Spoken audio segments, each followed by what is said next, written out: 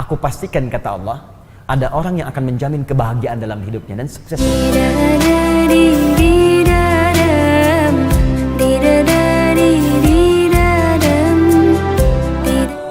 Qad aflaha man zakka. Qad aflaha. Kita ngaji yang betul ya, pakai ilmunya. Man zakka, zakkaha. Ya. Pertama pakai qad. Qad itu kalau di ilmu nahwu namanya harfu tahqiq. Huruf yang menjamin kepastian. Ya, aflah dari kata falah. Ya, falah itu sukses dan bahagia. Kalau Anda buka kamus bahasa Inggris bahasa Arab, maka falah diterjemahkan success and happiness. Bukan sekedar bahagia, tapi ada suksesnya. Dia ada sukses saja disebut fauz namanya. Disebutkan derivasinya dalam Al-Qur'an 29 kali. Ya, ada faiz, ada fauzan, faizah, fauzi, itu sukses. Ya, fauzi, orang yang diharapkan sukses dalam hidupnya, walaupun belum tentu bahagia. Ada faiz. Kalau bahagia saja, farah namanya. Farah. Orangnya farhan, perempuannya farah. Kalau ada yang namanya farhan, artinya orang yang diharapkan bahagia selama hidupnya. Bahagia, walaupun belum tentu sukses.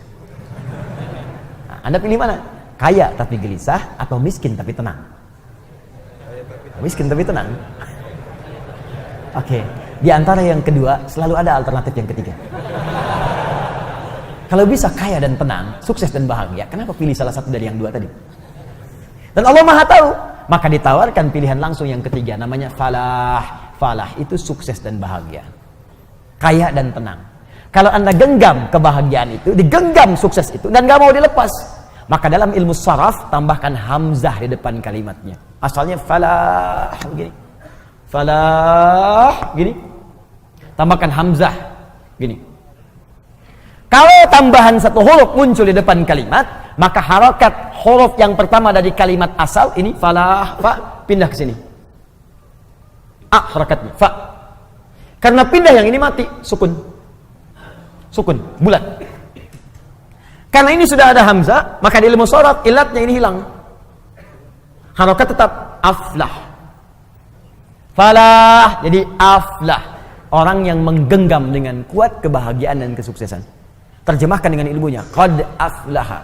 Aku pastikan, kata Allah, ada orang yang akan menjamin kebahagiaan dalam hidupnya dan sukses dalam pekerjaannya. Jadi kalau beraktivitas dimanapun, ada masalah sebesar apapun, tenang aja. Kayak nggak ada pengaruh pada dirinya. Bukan nggak punya masalah, teman-teman. Punya masalah juga. Cuma masalah itu diberi rumus oleh Allah sehingga menjadi ringan. Bukan nggak berat, bukan nggak ada masalah. Jadi sebelum itu datang, dia sudah tahu ilmunya. Sehingga ketika datang, ringan aja dihadapi, seberat apapun. Ya, indah. Dan sukses dia. Dan ketika ada tantangan, dan Quran tidak pernah menyebut hambatan, tantangan. Ada tantangan dalam pekerjaan, dihadapi, tenang aja. Dan kesuksesan itu Allahu Akbar. Begitu seorang punya positive thinking, tenang jiwanya, maka setengah kesuksesan sedang dia genggam dalam tangannya. Bergerak, bergerak, bergerak, bergerak, bergerak. Allahu Akbar. Aflah. Siapa orang itu? Maka rumus awalnya man. Ismun mausulun alal fardiyatil ambiyah.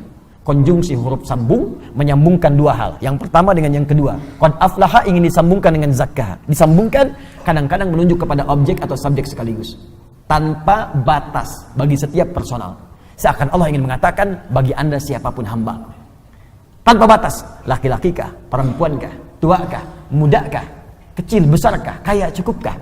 Kalau Anda ingin menggenggam kesuksesan dan kebahagiaan, maka zakkah itu bisa Anda raih. Modal awalnya zakkah, haknya kembali kepada nafsu. Zakkah artinya menyucikan. Maka diterjemahkan dalam terjemahan, sungguh akan sukses dan bahagia orang yang mampu menyucikan nafsunya, jiwanya. Baik, kembali ke sini. Kalau nyuci itu dibuang kotorannya atau dibuang pakaiannya, bendanya?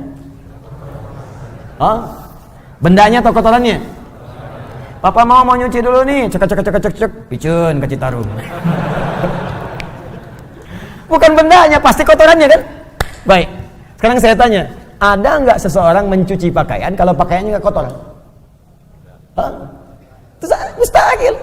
Nggak ada, mustahil Joni. Ada orang nyuci tapi nggak kotor, mustahil. Nyuci itu dilakukan kalau bendanya kotor. gelas kotor, cuci, baju kotor, cuci, ya, muka kotor, basuh. Basuh. Cuci, ayo bilas dengan rinso tuh muka. Cuci, bersihkan, cuci. Mencuci itu artinya menghilangkan kotorannya, bukan menghilangkan bendanya.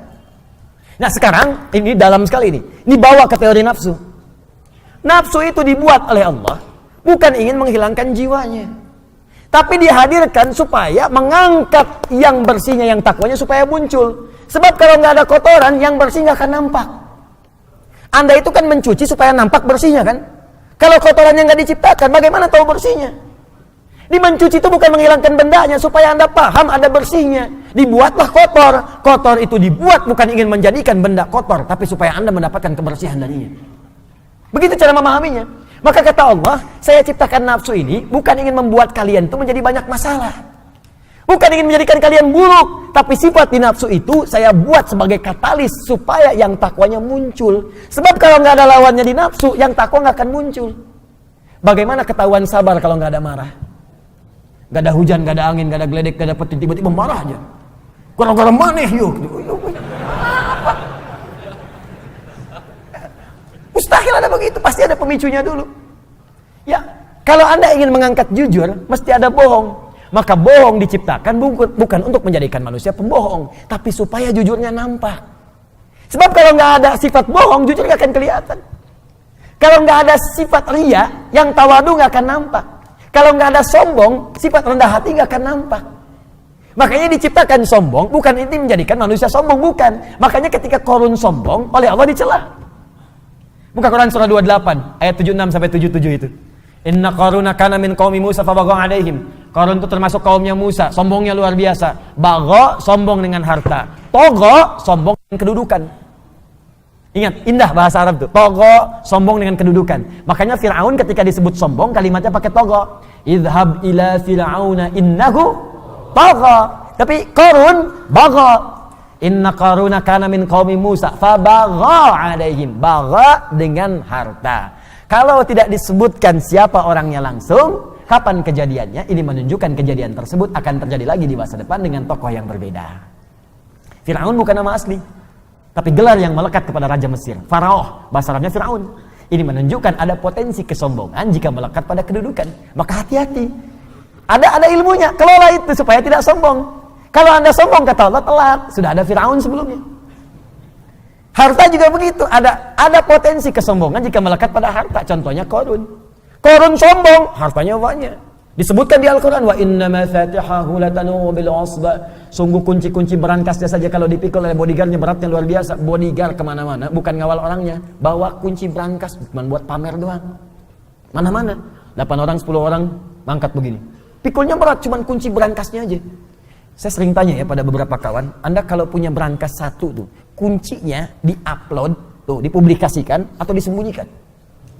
Disembunyikan tuh. Oh, kalau di-upload dipublikasikan, Anda celaka sendiri. Kunci berangkas saya, besok udah selesai. Qarun tidak, saking banyak hartanya, bukan cuma di-upload, dibawa kemana-mana. Nih kuncinya nih, mau nyuri-nyuri aja, nih ada bodyguard berat bawa kuncinya. Qarun, hartanya sekarang masih dicari. Mau kemana Pak? Saya sempat tanya. Laut Pak, ngapain? Cari harta Qarun. Harta Qarun masih dicari. Sombong dengan harta, bagha, ditegur oleh Allah. Apa jawaban Allah? Wabtaghi fima ataqallahu daral akhirah wa la tansa nasibaka minad dunya. Hai Qarun, saya titipkan harta ini bukan untuk sombong. Kelola itu. Tepis kesombongan, arahkan supaya engkau tawadu beramal dengan hartamu.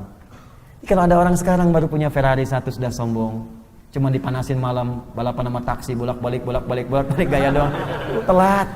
Kalau ada yang begitu datang bawa Ferrari cuma buat sombong, bilang, Pak, telat.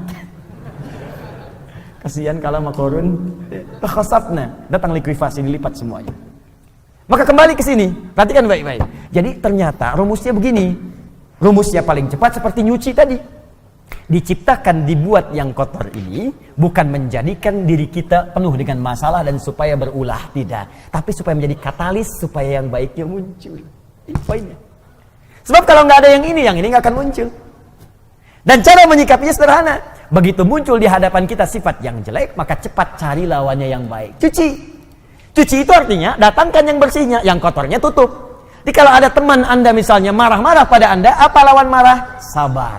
Maka ketika dia marah, kita sabar. Itu yang dimaksud dalam ayat Al-Quran, idfa' billati hiya ahsan. Jawab setiap keburukan yang sampai ke kita dengan respon yang lebih baik. Cara melihatnya, supaya kita nggak capek, cara melihatnya kembalikan ke sini. Oh, marah dititipkan pada kawan saya sekarang, bukan untuk menjadikan dia pemarah, tapi supaya Allah mengangkat kesabaran pada diri saya. Bukankah Allah mengatakan, innallaha ma'as sabirin? Sungguh Allah bersama orang sabar. Bukankah kalimat pertama dalam Al-Quran bagi para penghuni surga dari malaikat adalah kalimat sabar? Quran surah ke-13 ayat 23-24. Salamun alaikum bima sabartum. Selamat Anda telah sabar saat di dunia. Namanya sobirin, dicela oleh kawan, marah-marah. Marah diciptakan bukan ingin membuat dia marah, tapi supaya sabar saya terangkat. Mungkin itu cara Allah mengabulkan doa Anda. Bukankah selama ini Anda berdoa kepada Allah, ya Allah jadikan aku dekat denganmu, ya Allah masukkan aku ke surga. Kalimat pembuka surga, sabar. Sabar lawannya marah. Begitu orang marah, sebetulnya Allah ingin menanamkan pahala dan menjawab doa Anda saat sebelumnya Anda meminta. Jadi kalau ibu di rumah bu, suami pulang tiba-tiba marah, berbahagialah ibu. Karena marah diciptakan bukan ingin membuat suami jadi pemarah, tapi supaya mengangkat kesabaran dalam diri ibu. Mungkin dengan sabar itu, kekuatan ibu bertambah untuk menghadapi problematika lebih besar di kemudian hari. Jadi kalau di hari itu ibu belum lulus, bagaimana menghadapi tantangan lebih besar di kemudian hari? Ada masalah di depan yang lebih dahsyat lagi, perlu kekuatan lebih. Kalau pada yang ini aja Anda gagal tidak bisa melewatinya, bagaimana bisa mengatasi persoalan yang lebih besar di kemudian hari? Itu prinsipnya. Ya begitu ada suami datang marah-marah, Masya Allah, Alhamdulillah, sabar. Kamu senyum lagi, kenapa? Sabar. Alhamdulillah Pak, saya yakin, Mama yakin, Papa itu bukan pemarah. Emang? Iya. Maafkan ya Pak, kalau memang marah itu dari Mama yang salah. Semoga Allah muliakan kita, mengangkat kesabaran kita semua. Indah.